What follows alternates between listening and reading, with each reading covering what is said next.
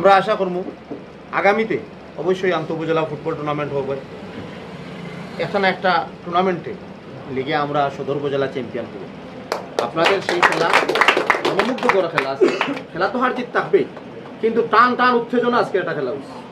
তিনটা যেভাবে আসছে, যেভাবে মাঠও প্রথম 10 মিনিট খেলছে, আমি তো নিজেরও খুব ঘাবড়ে গেছি যে কিতা যে ঘটবো আজকে জানি না, কিন্তু যত সময় গেছে সদর উপজেলার টিম খেলা ভালো করছে, যত সময় গেছে খেলা ভালো হয়েছে। তবে এখানের খেলোয়াড়বৃন্দ যারা আসই এবং অধিনায়ক যারা আসই সবাইরে ধন্যবাদ।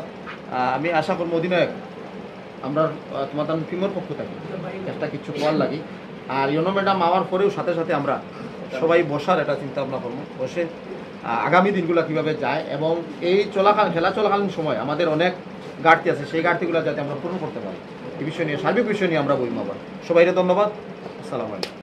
সাপোর্ট দিচ্ছেন, আমরা যে সময় যে জিনিস চাইছি যে আমরা ওই জিনিস খাইতাম বা ওই জিনিস লাগবো, অ্যাক্টিভ টাইমে আমি অনেক খেলাও করি। আমার আপন ভাই এলেও আমার মার্কেটের ভাই এই ফোকাসটা থাকে ট্রেনিং দিচ্ছে, তো এরা যদি সব কষ্ট পাই অফিসিয়াল কোনো মাঝে অনেক আইসুন মাত্র দেখতে